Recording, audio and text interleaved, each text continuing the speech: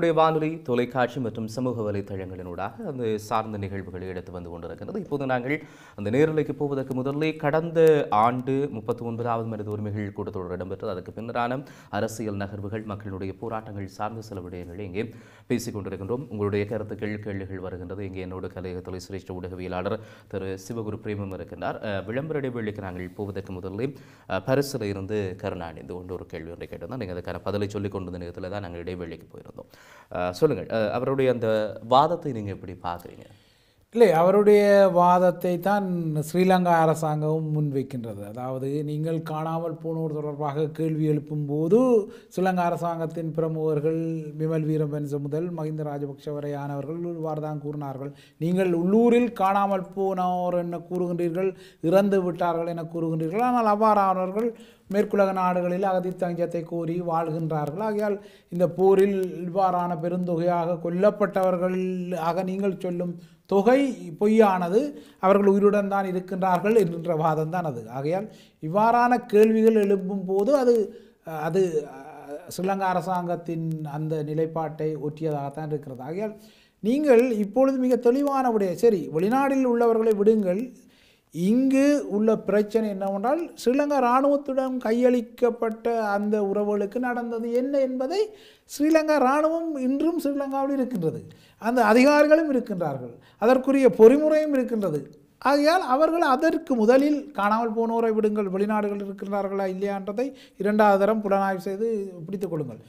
முதலில் கையளிக்கப்பட்டவர்கள் இங்கே, அவர்களுக்குரிய தெளிவான பதில் ஏன் இதுவரை கூறப்படவில்லை? ஸ்ரீலங்கா இராணுவம் இருக்கின்றது, அதற்குரிய அதிகாரிகள் இருக்கின்றார்கள், அவர்களிடம்தான் கையளித்தோம் உயிருடன் என்கின்றார்கள். அவ்வாறாயின் அவர்களுக்கு நடந்தது என்ன? அந்த ஒரு எண்ணிக்கையே இந்த தமிழர் தரப்பு எடுக்க முடியும், நீங்கள் சொல்கிற மாதிரி அங்கே இருக்கக்கூடிய தமிழ் பிரதிநிதிகள் எடுக்க முடியும் என்று சொல்கிறீங்களா நீங்கள்? இல்லை, அந்த எண்ணிக்கை ஏற்கனவே இருக்கின்றது. இல்லை, நான் கூறுகின்றேன், அதிகாரபூர்வமாக நீங்கள் அனைத்துலக வலையமைப்புகளில் ராஜதந்திர மேடைகளில் இருக்கின்றீர்கள். ஆனால் உங்களிடம் சரி, உங்களின் தரப்பில் எவ்வளவு பேர் காணாமல் போனார்கள் என்பதற்கான பட்டியலை தாருங்கள் என கேட்டால் எங்களிடம் அதனை துணிவாக எடுத்து அவ்வாறான கோவையை கொடுப்பதற்கு அரசியல்வாதிகளிடம் ஒரு கோவை இருக்கின்றதா என்பதுதான் எனது கேள்வி. இருந்தால் அதனை, ஆனால் அதற்கு இல்லை என்பதாகத்தான் இதுவரை யாருமே அவ்வாறான ஒரு பட்டியலை தயாரித்ததாக இல்லை. எனவே நான் நினைக்கிறேன் கருணா உங்களுடைய கேள்விக்கான அந்த பதில் பிரேம் கொடுத்திருக்கிறார் என்று சொல்லி நாங்கள் நம்புகின்றோம். அழைப்பில் வரலாம், நீங்கள் உங்களுடைய கேள்விகள் கருத்துக்களோடு வரக்கூடியதாக இருக்கும். அழைப்பில் வந்து கொண்டிருக்கிறார்கள் என்று சொல்லி நம்புகின்றேன் மக்கள். எனவே அவர்களை நாங்கள் இணைத்துக் கொண்டு தொடர்ந்து பேசலாம் என்று நம்புகிறேன். அடுத்ததாக அழைப்பில் இருக்கக்கூடிய உறவை இணைத்துக் கொள்வோம் என்று நம்பலாம். அடுத்ததாக யார் இருக்கின்றார்? வணக்கம். வணக்கம்.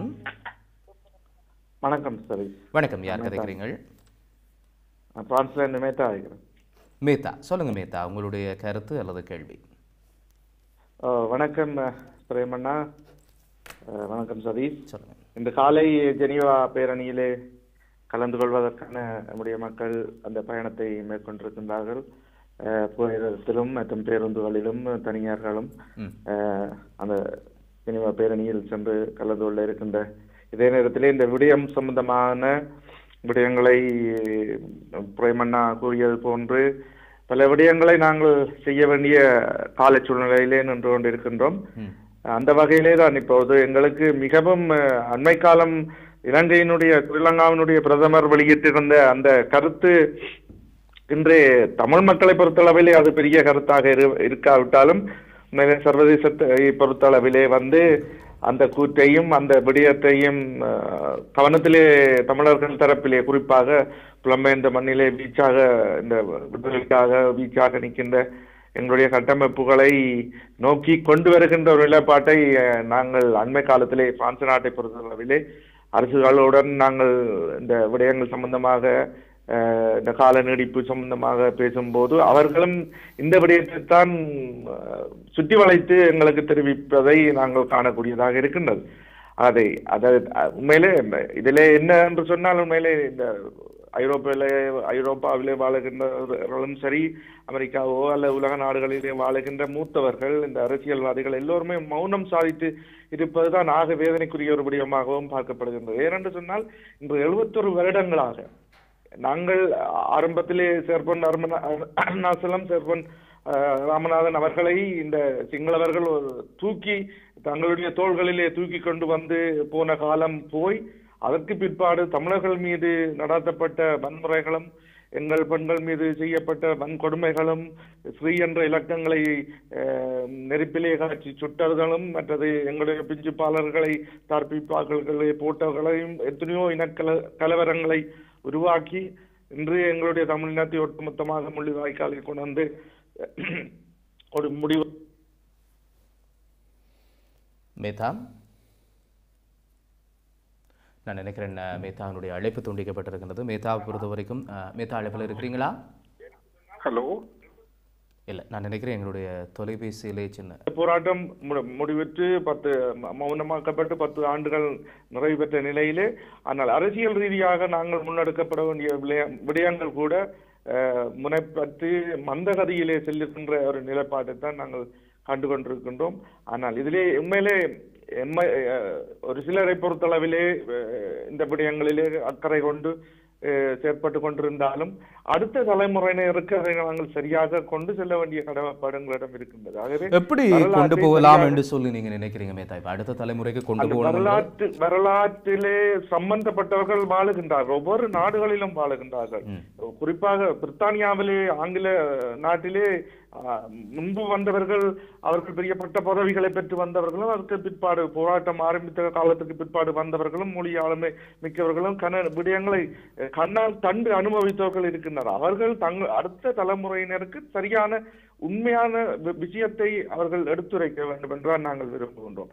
அதை விட்டு நாங்கள் அடுத்த தலைமுறை இப்ப இருக்கின்ற தலைமுறையை நாங்கள் எப்படி பார்க்கின்றோம் சொன்னால் அவர்களுடைய தேடல்களில் தான் அவர்கள் இன்று செயல்பட்டு கொண்டிருக்கின்றார்கள். அது உண்மையிலே அவர்களுக்கு ஊந்து சக்தியாகவும் உண்மையை நடந்த தமிழ் இனத்துக்கு நடந்த உண்மையை சொல்ல வேண்டிய நாங்கள் ஏன் நிர்பந்திக்கப்பட்டோம் அந்த ஆயுத போராட்டத்தை நடாத்துவதற்கு நாங்கள் உயிர் அச்சுறுத்தலுக்கு மத்தியிலே நாங்கள் வாழ வேண்டும் என்றதற்காகத்தான் நாங்கள் அந்த கையிலே அந்த ஆயுத போராட்டத்தை கையில் எடுத்தோம். என்று அது மௌனமாக்கப்பட்ட நிலையிலே எங்களுடைய லட்சியமும் எங்களுடைய உரிமையும் இழந்த உரிமையை மீட்பதற்கான ஒரு போராட்டத்தை தான் நாங்கள் நடாத்தி கொண்டிருக்கின்றோம் என்ற அந்த உண்மையை தெரிவிக்க வேண்டிய கடமைப்பாடு எல்லோருக்கும் இருக்கு. மிக நன்றி மேதா, உங்களுடைய கருத்தோடு நீங்கள் இணைந்து கொண்டதற்காக. மேதா பிரான்சில் இருந்து செயல்படக்கூடிய ஒரு செயற்பாட்டாளர் ஒருவர், நீண்ட காலமாக தொடர்ந்து தன்னுடைய பணியும் செய்து கொண்டிருக்கக்கூடிய ஒருவர். அவர் தொட்டு சொன்னதில் ஒன்று கொஞ்சம் நாங்கள் வெளியிலே வந்தாலும் ஆனால் மிக முக்கியமானது தொட்டு சொன்னதில் ஒரு விஷயம்.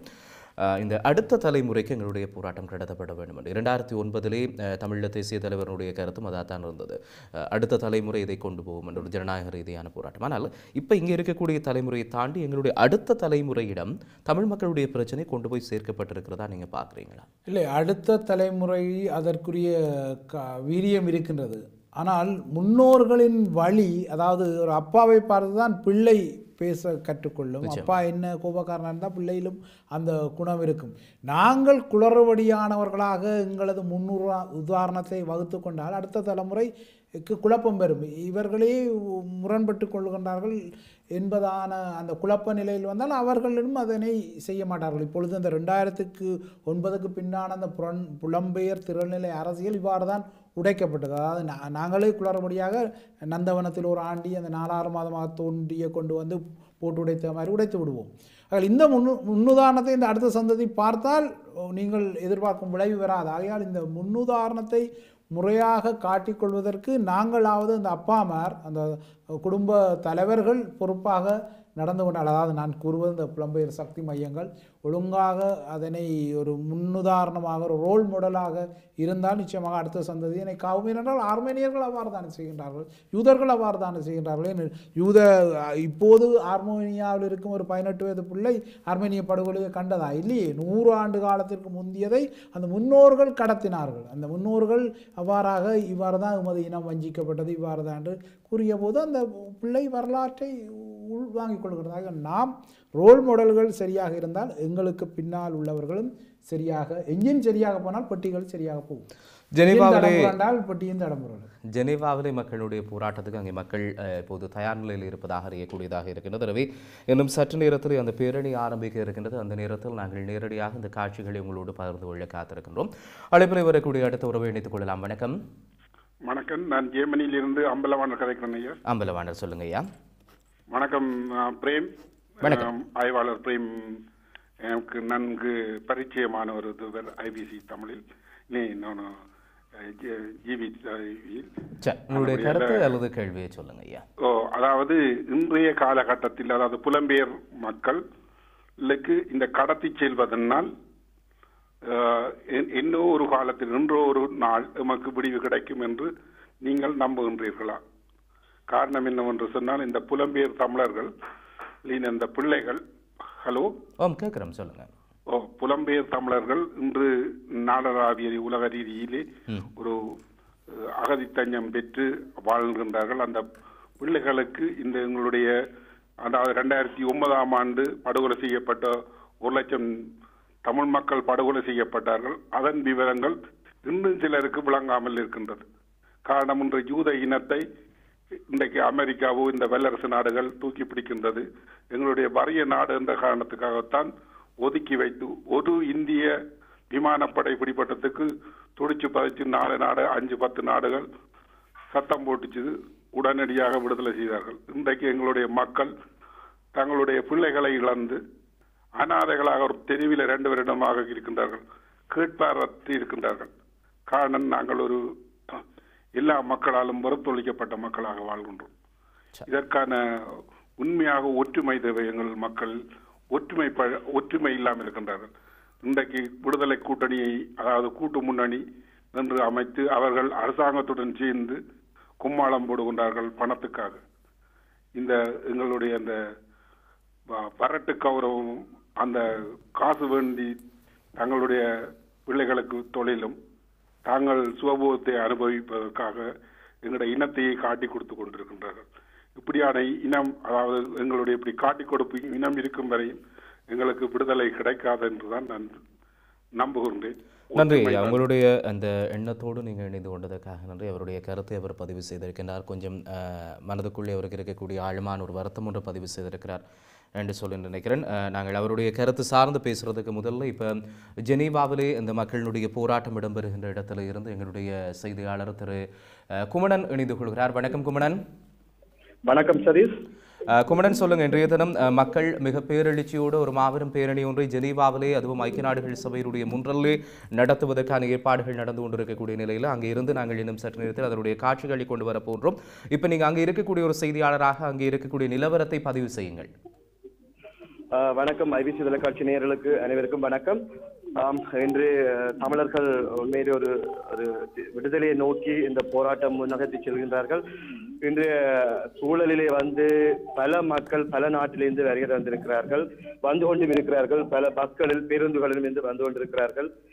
இன்றைய காலநிலை கூட எங்களுக்கு சற்று தமிழர்களுக்கு குழப்பமாகத்தான் இருக்கின்றது. அதாவது காற்றுடன் கூடிய மழை இங்கே இருக்கின்றது.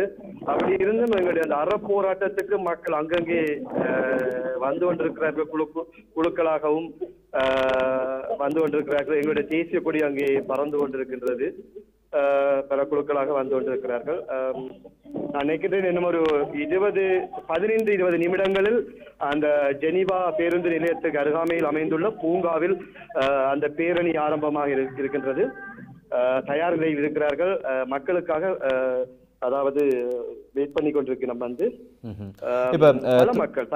பல மக்கள் சிறியவர்களிலிருந்து பெரியவர்கள், அதே மாணவர்கள் கூட இன்றைய வந்திருக்கிறார்கள். நான் பார்க்கும்போது அங்கே இளைய சமூகத்தினர், அதாவது 2வது 3வது தலைமுறையினர் அங்கங்கே இந்த ஆர்ப்பாட்டங்களுடைய அந்த பேரணிக்கு வளர்ச்சியின் முகமாக வேற்றின மக்களோடு மாணவர்களோடு வந்திருக்கிறார்கள்.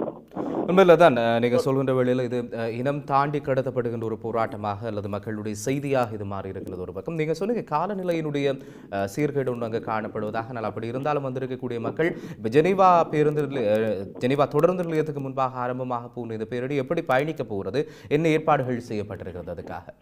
அதுதான் உண்மையிலே தெரியவில்லை. அநேகமான மக்கள் இங்கே வந்திருந்து தங்களுக்கான அந்த மழைக்கான அந்த தங்கள் பாதுகாப்பு அந்த அணியை கொண்டிருக்கிறார்கள் நிற்கின்றேன்.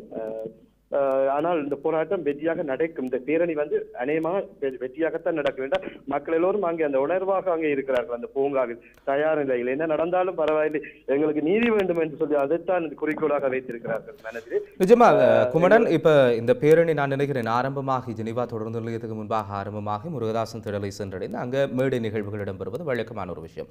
அந்த ஏற்பாடுகள் எப்படி இருக்கிறது? மேடை நிகழ்வுகள் என்னென்ன இடம்பெற போகின்றன? சிறப்பு பேச்சாளர்கள் வருகிறார்களா?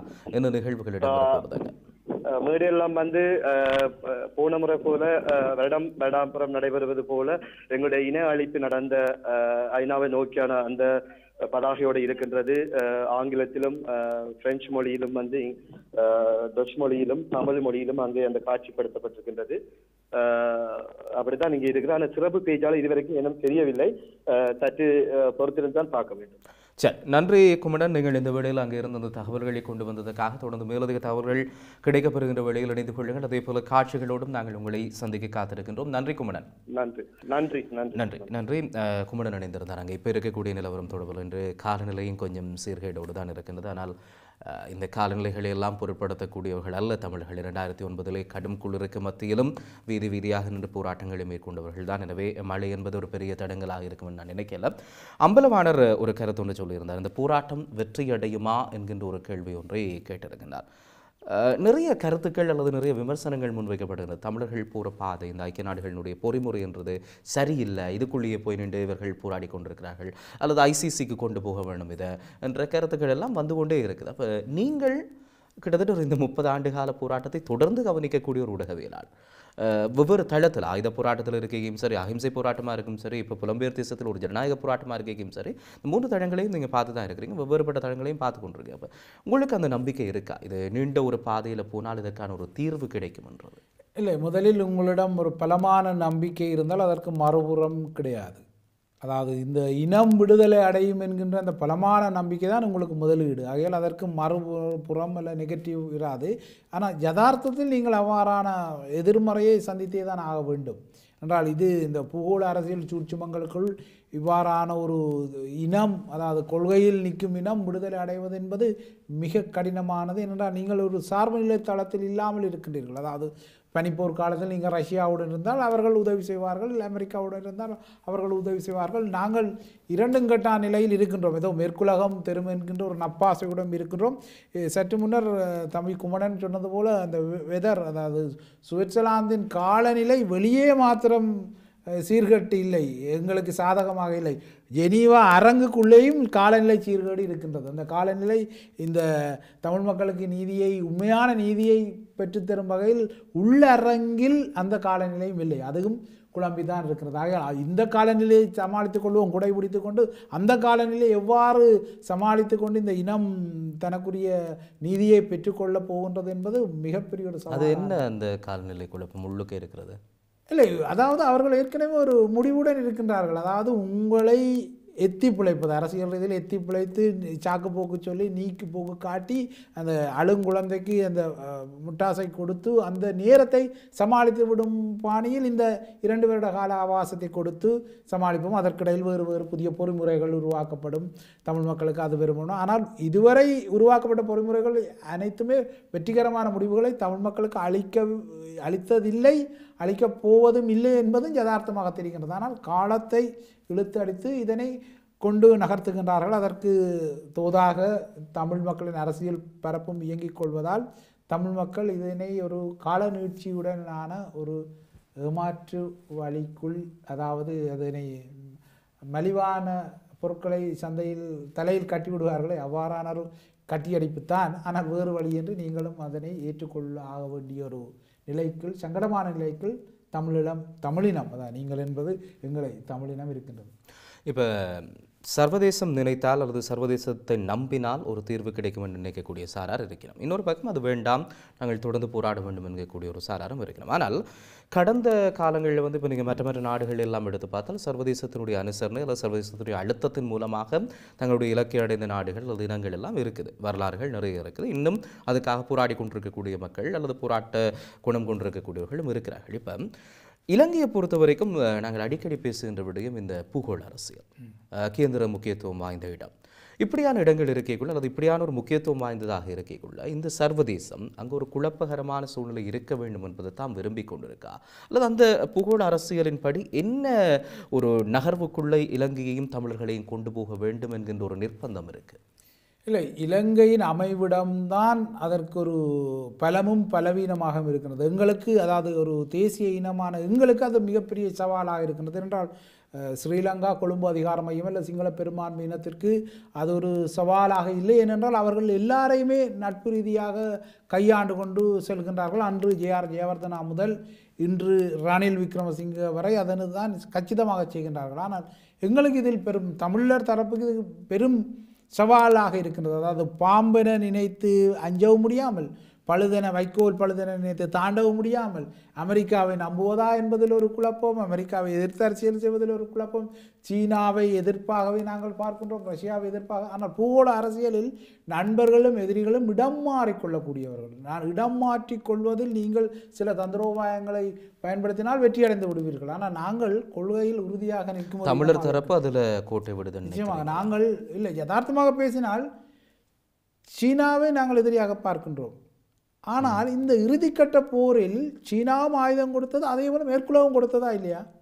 ஆனால் நாங்கள் மேற்குலகத்தை நண்பர்களாகத்தான் பார்க்கின்றோம். இதே மேற்குலக நாடுகள் அந்த தேசிய விடுதலை போராட்டத்தை அழிப்பதற்கு உதவி செய்ததா இல்லையா, அமெரிக்கா உட்பட? ஆனால் நாங்கள் அவர்களை இன்று நண்பர்களாக பார்க்கின்றோம். ஆனால் அதே ஆயுதம் கொடுத்த பாகிஸ்தானையும் சீனாவையும் எதிர்களாகத்தான் பார்க்கின்றோம். ஆகையால் இங்கே ஒருவேளை பாகிஸ்தானும் சீனாவும் தமிழர்களுக்கான ஒரு தீர்வை பெற்றுக் கொடுக்கக்கூடிய ஒரு வல்லாதிக்க சக்தி இல்லைன்னு நினைக்கிறோமா? அதனால தான் இந்த அமெரிக்கா போன்ற நாடுகளை நம்புகிறோம். அப்படியும் பார்க்கலாம் தானே அதை?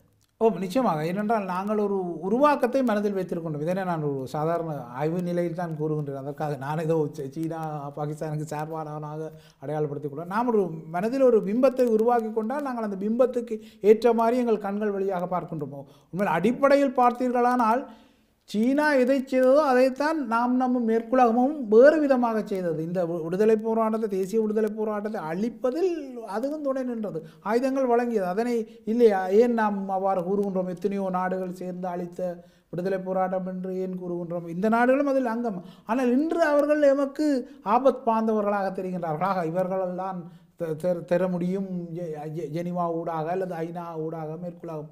ஏனென்றால் அவ்வாறான நியமங்கள் இருக்கின்றன.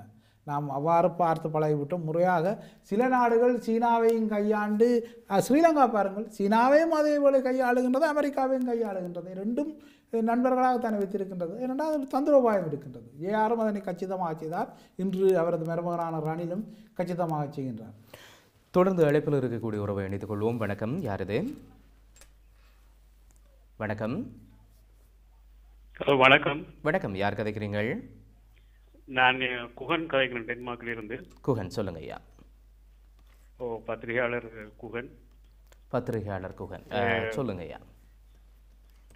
என்னென்னு சொன்னால், இந்த பிரச்சனை தொடர்பாக நீண்ட காலமாக எனக்கு ஒரு சின்ன ஒரு கருத்து இருக்கின்றது. அதாவது பதிவு செய்யுங்க. இந்த ஐக்கிய நாட்டு சபை விவகாரங்களில் எங்களை மக்கள் இவ்வளவு தூரம் மும்முரமாக ஈடுபட்டு தங்களுடைய எதிர்ப்புகளையும் ஆதரவுகளையும் தெரிவித்துக் கொண்டிருந்த நிலைமையில் நாங்கள் தொடர்ந்தும் ஏமாற்றப்பட்டு கொண்டுதான் இருக்கிறோம் என்பது ஒரு யதார்த்தமான உண்மை. இதில் ஒரு விஷயத்தை நாங்கள் முழுமையாக புரிந்து கொள்ள வேண்டும் என்று சொன்னால், 2009ஆம் ஆண்டு ஈழப் போராட்ட முடிவுக்கு கொண்டு வந்ததில் இந்த சர்வதேசம் உட்பட எங்களுடைய அயல் நாடுகளும் கூட இந்த முக்கிய பங்குகள் வாங்கித்தான் இதை நடத்தி முடித்திருக்கிறார்கள்.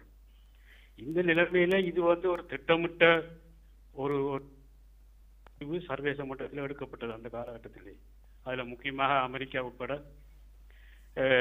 நோர்வே உட்பட, அதே போல ஜப்பான் உட்பட, இந்தியா எல்லாம் சேர்ந்துதான் எவ்வளவு தூரம் இந்த மக்களுடைய எழுச்சியை ஒன்று மட்டுப்படுத்தவனும் இந்த போராட்டத்தை ஒடுக்க வேண்டும் என்பதில் முக்கியமாக பங்கு வகித்தவர்கள்.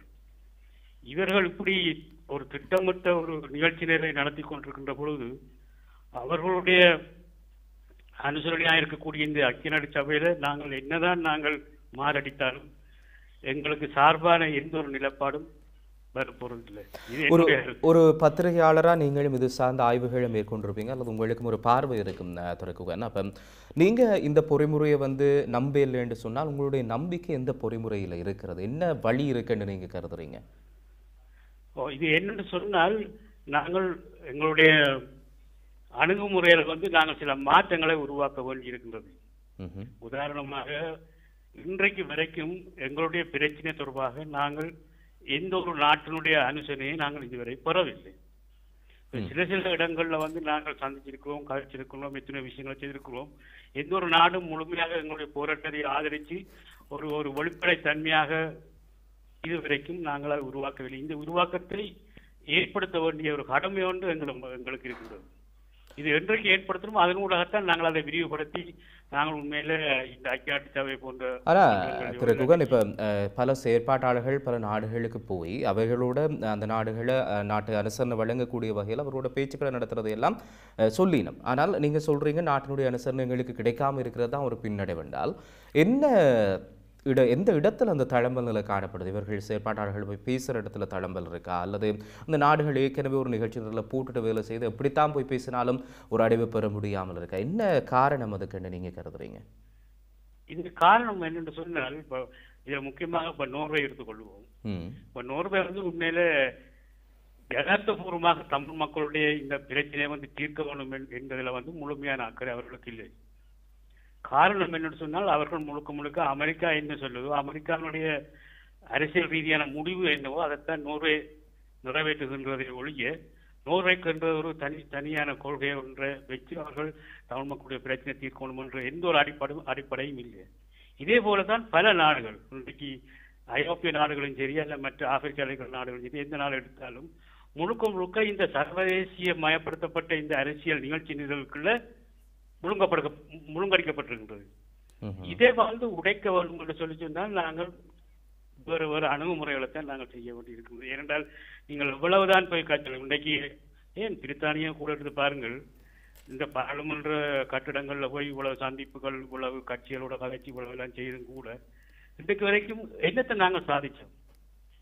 இப்ப கடைசியாக இந்த பேரலை இந்த மாநாட்டு இந்த மனித உரிமை மாநாட்டில கூட 2 வருஷம் தவணை கொடுக்கணும்னு சொல்லி பிரித்தானியாவினுடைய அரச குடும்பத்தை சார்ந்தவர்கள் வந்து வெளிப்படையாக சொல்லுகின்றார்கள். அவர்கள் என்ன சொன்னால் இதுல இருந்து எங்களுக்கு தெரிகின்றது பிரித்தானியாவுக்கு வந்து ஒரு அரசியல் ரீதியான திட்டமிட்ட ஒரு கொள்கையை வந்து அவர் ஏற்கனவே வகுத்து விட்டார்கள்.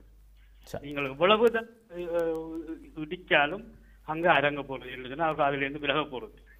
நன்றி திரு குகன் பத்திரிகையாளர், நீங்கள் உங்களுடைய கருத்துக்கள் எண்ணங்களோடு இணைந்து கொண்டதற்காக. மக்கள் போராட்டம் ஜெனீவாவில் இருந்து இன்றைய தினம் நேரலையாக ஐபிசி தமிழ் குழுமத்தினூடாக உங்களுக்காக வந்து கொண்டிருக்கக்கூடிய நிலையிலே விளம்பர இடைவெளிக்கு செல்ல போன்றோம். அதைத் தொடர்ந்து நேரடியாக சில காட்சிகளையும் கொண்டு வர முடியும் என்று நம்புகின்றோம். எனவே தொடர்ந்து இணைந்திருங்கள் ஐபிசி தமிழோடு.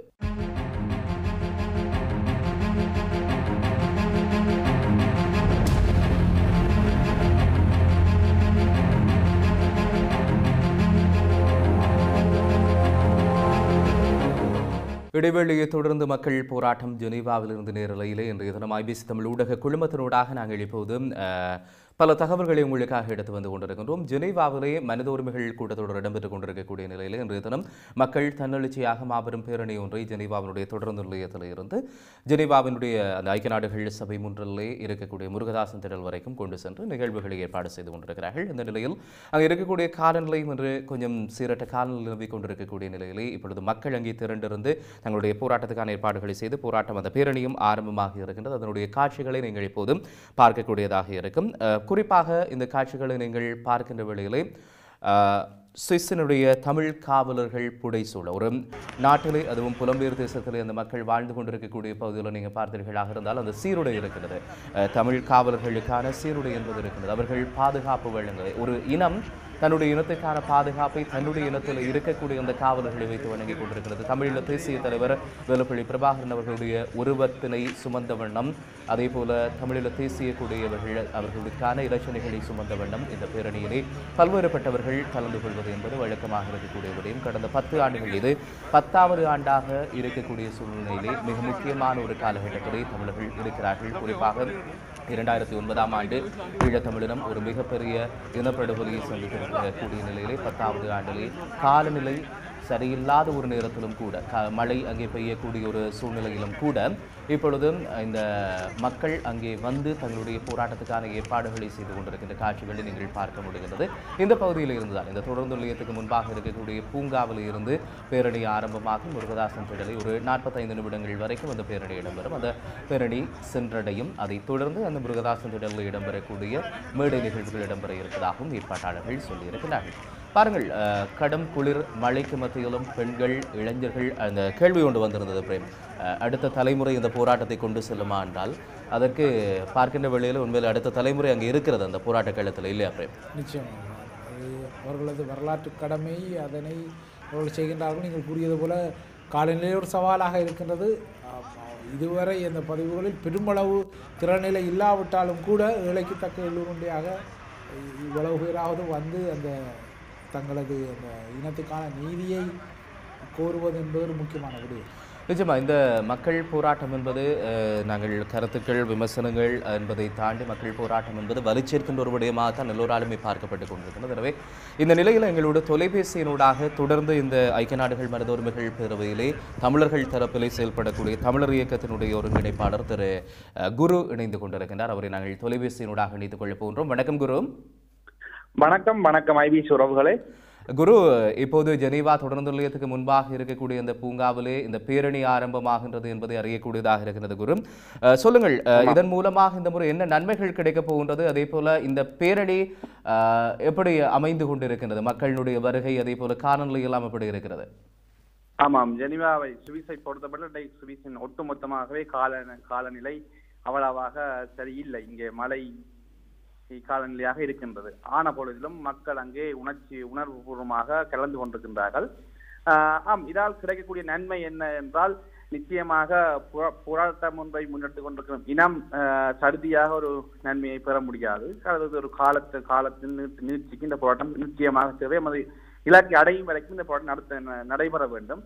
அதே நீங்கள் கூறியது போன்று உண்மையிலே இந்த வெகுஜன போராட்டங்கள் என்பது தொடர்ச்சியாக மக்கள் தங்களுடைய அபிலாசைகளை, அதாவது எங்களுடைய மக்கள் வெகுஜன மக்கள் இந்த தங்களுடைய உணர்வுகளை சர்வதேசத்துக்கு வெளிப்படுத்தக்கூடிய வண்ணமாக இந்த இப்படியான போராட்டங்களை நிச்சயம் தொடர்ந்து மேற்கொள்ள வேண்டும். நீங்கள் கூறுவது போன்று குறிப்பாக இப்பொழுது ஒரு இளம் தலைமுறை ஒன்று தனது அடையாளத்தை நோக்கி சிந்திக்க ஆரம்பித்திருக்கின்றது. புலம்பெயர் நாடுகளில் அடையாளங்களை தேடிக்கொண்டு வரும்போது இப்படியான போராட்டங்கள் தான் எங்களுடைய வேர் எங்கு என்பதை இன்று வரைக்கும் இளம் மக்கள் மத்திக்கு சுமந்து செல்கின்ற ஒரு வடிவமாக இருக்கின்றது. இதுதான் எங்களுடைய அரசியல் தளமாகவும் நாங்கள் பார்க்க வேண்டும்.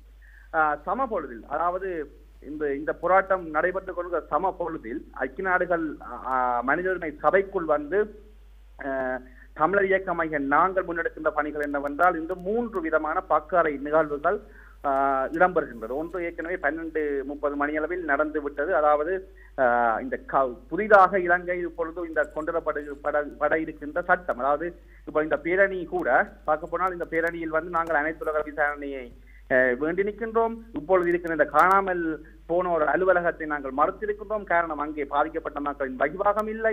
அதே போன்று இலங்கை காலநிலை நீடிப்பு கொடுக்கின்றது. இந்த மொண்டனேக்ரோ, மக்சிடோனியா, அதே போன்று UK, கனடா மற்றும் ஜேர்மன் தலைமையில் கொண்டிருக்கின்ற இந்த தீர்மானம் தொடர்ச்சியாக காலத்தை நீடிப்பு செய்கின்றது.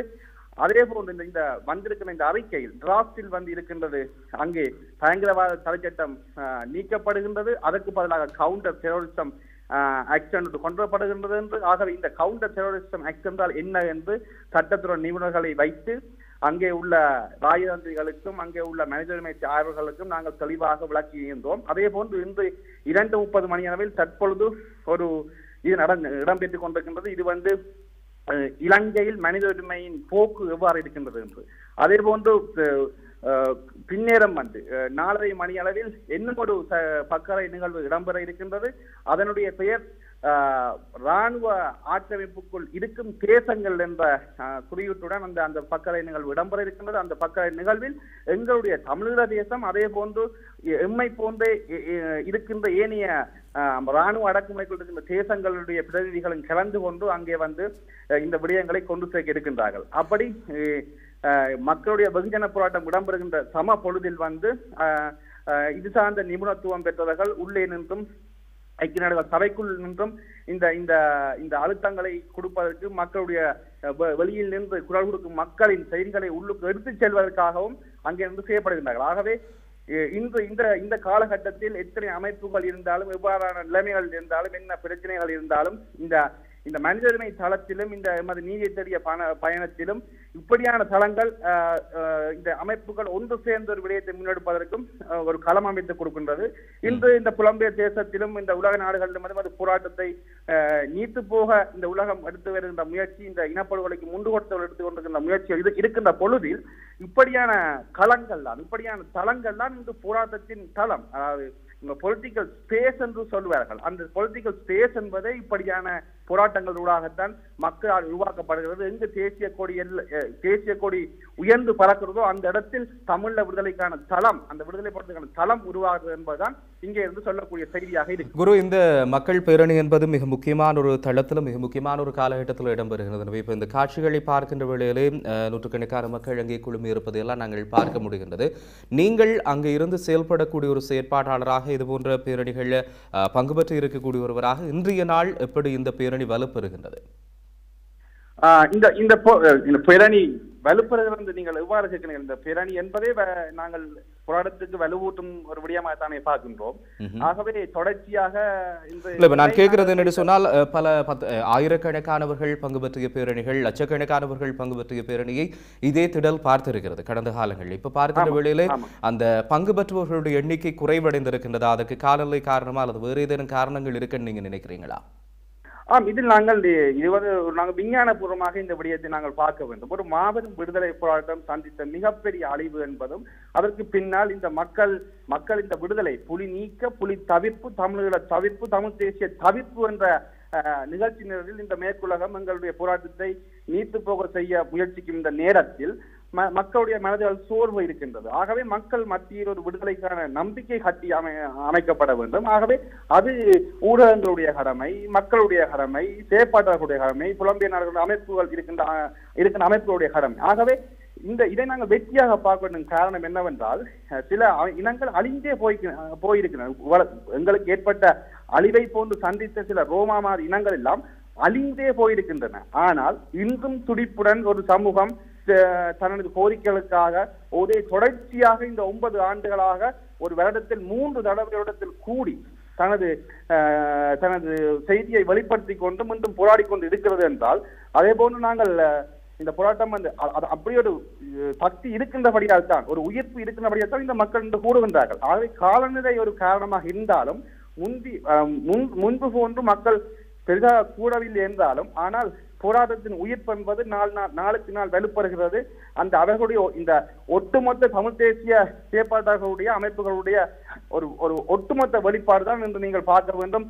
பல நாடுகளில் நமக்கான இந்த இனப்படுகொலை அங்கே தீர்மானங்கள் வருகின்றது. குரு, இப்ப இந்த போராட்டங்கள் என்று வருகின்ற வேளையில கடந்த 10 ஆண்டுகள்ல ஏராளமான கிட்டத்தட்ட ஒரு வருடத்துல 2 பேரணிகள் என்பது ஜெனீவாவில் இடம்பெறுவது வழக்கமாக இருக்கக்கூடிய ஒரு விஷயம். எனவே இந்த 10 ஆண்டுகள்ல இந்த பேரணிகள் மூலமாக இதுவரைக்கும் உங்களை போன்ற செயற்பாட்டாளர்கள் சம்பாதித்திருக்கக்கூடிய விஷயம் என்ன? இந்த போராட்டத்தின் ஊடாக நான் அடிப்படையே கூறியிருந்தேன். அதாவது முந்தைய ஒரு காலத்தில் நமது போராட்டத்தின் தளமானது தாயகத்தில் இருந்தது. ஆனால் இன்று அங்கு அந்த நான் கூறுகின்ற தளம் என்பது மிகப்பெரிய ஒரு மெல்ல மெல்ல சக்தி வைத்து வருகின்ற காலகட்டத்தில் புலம்பெயர் தேசத்தில் இருந்த தளம் என்பது இப்படியான போராட்டங்களூடாகத்தான் தக்க வைக்கப்படுகின்றது.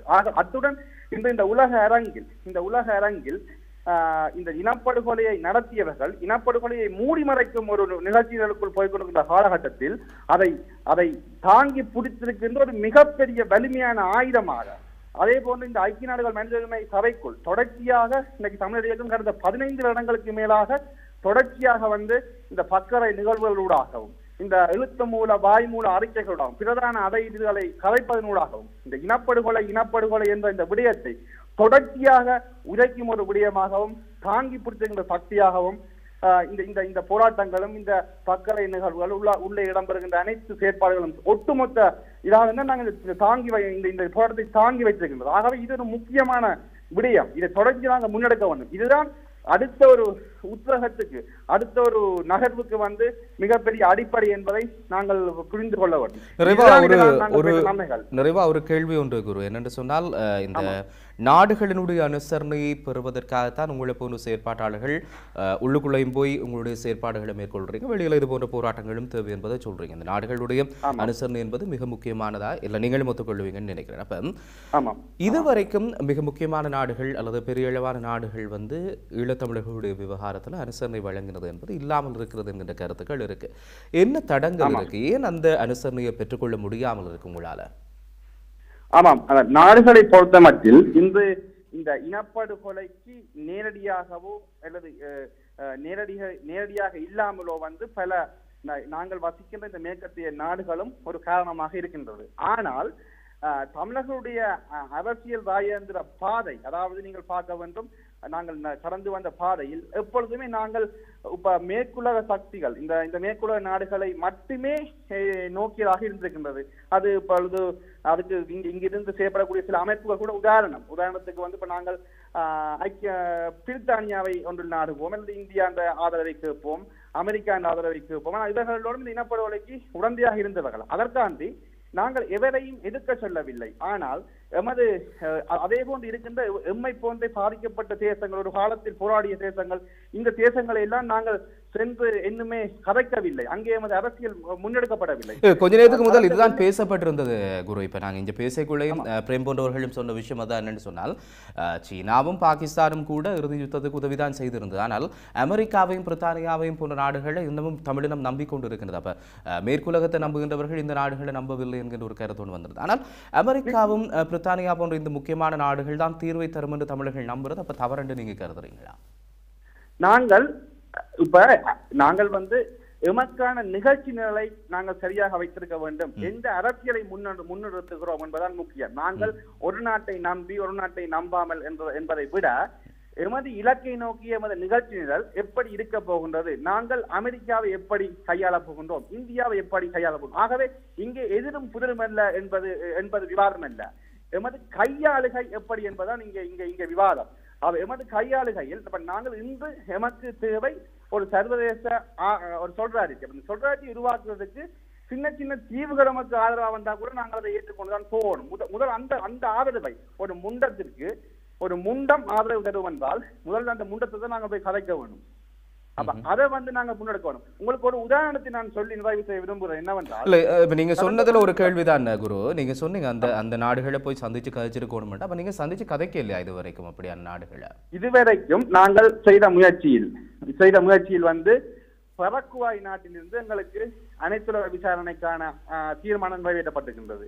கட்சிலோனியா தேசத்தில் நமக்கான தீர்மானம் நிறைவேற்றப்பட்டிருக்கின்றது. அதே போன்று கென்யாவில் வந்து எமக்கான ஆதரவு நிலைகள் உருவாகியிருக்கின்றன.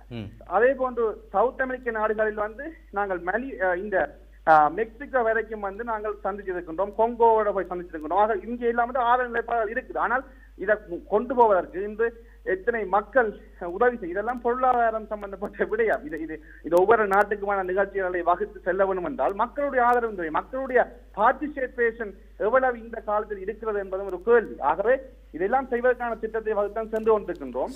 ஆனால் இதை அடைவதுதான் எமது நோக்கமும். அத்துடன் ஒரு உதாரணத்தை நான் சொல்ல முற்பட்டேன். அப்போது என்னவென்றால் கடந்த வெள்ளிக்கிழமை ஒரு மசடோனியா நாட்டு பாராளுமன்ற உறுப்பினர் செமோன் அவர்களை நாங்கள் சந்தித்த பொழுது அவர் பாராளுமன்ற உறுப்பினர்.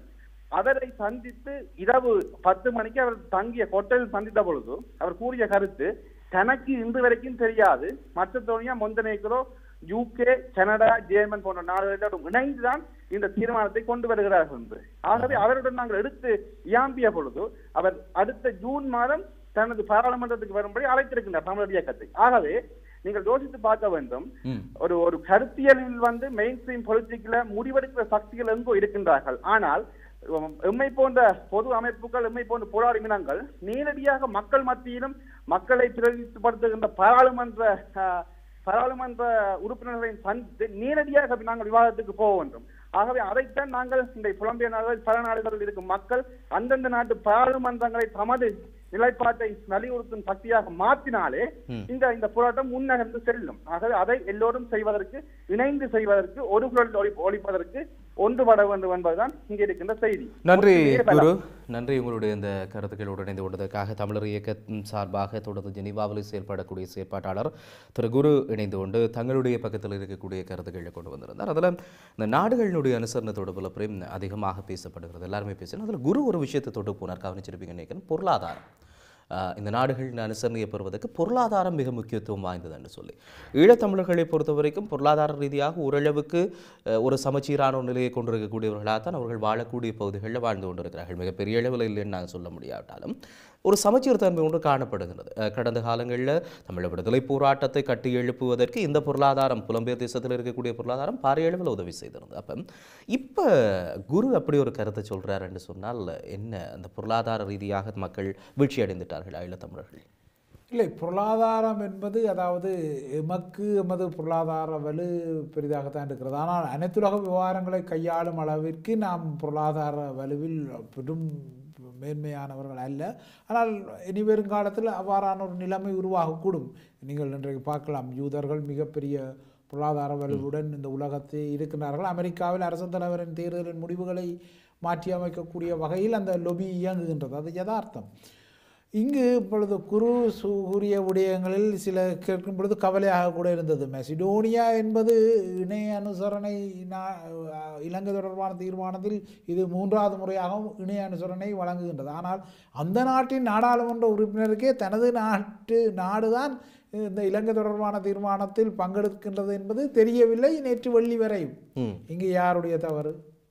மெசிடோனியா நாடாளுமன்ற உறுப்பினரை பிழை சொல்லுவோமா? இல்லையே. அவ்வாறாயின் நீங்கள் கூறுவது போல கதைத்தோம் என இது ஒரு உதாரணம். அவராக சொன்னபடியே நாங்கள் விளக்கம் சொன்னோம்.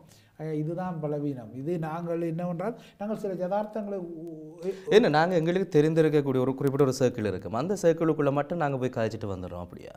இல்லை, என்ன இதில் உள்ள யதார்த்தமான பிரச்சனை என்றால் நாம் செய்வதை நாமே பாராட்டிக் கொள்ளுகின்றோம். ஆனால் அனைத்துலக அது தேவைதான். இப்பொழுது நீங்கள் இந்த போராட்டத்தை நீங்கள் மாபெரும் போராட்டம் என வர்ணித்தாலும் எனக்கு சந்தோஷம்தான், என்ற தமிழ் மக்கள் கூடுகிறார்கள். ஆனால் அனைத்துலக ராஜதந்திர ஒழுங்கில் ஒரு ராஜதந்திரி பார்த்தால் இந்த திரள்நிலை கூட்டத்தை கொண்டு வந்து அவரது முடிவை மாற்றக்கூடியதாக அவரது எண்ணத்தில் ஒரு சிந்தனை உதிக்கும் என நினைக்கின்றீர்களா?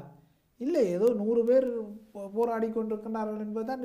இதே நீங்கள் ஒரு 1,00,000 பேர் திரண்டால் கட்டாயம் அவர் யோசிப்பார், ஏன் இவ்வளவு மக்கள் கூட்டம் கூடியிருக்கின்றது, இந்த மக்கள் திரட்சி ஏன் குறைந்து போயிருக்கிறது, மக்கள் கூட்டம் ஏன் இந்த பேரணிகளிலே பங்கு பெற்றுவது குறைந்திருக்கின்றது என்கின்ற கருத்துக்கள், விமர்சனங்கள் கடந்த காலங்களிலேயும் பல தடவை பேசியிருக்கிறோம். ஆனால் இதுபோன்ற முக்கியமான தருணங்களில் அது மிகப்பெரிய பேசுபொருளாக மாறிக்கொண்டிருக்கின்றது என்பதையும் பார்த்து கொண்டிருக்கக்கூடிய நீங்கள் ஒவ்வொருவரும் உணர்ந்திருப்பீர்கள். உங்களுடைய கருத்துக்கள், எண்ணங்கள், கேள்விகளோடு தொடர்ந்து நீங்கள் இணைந்து கொள்ளலாம்.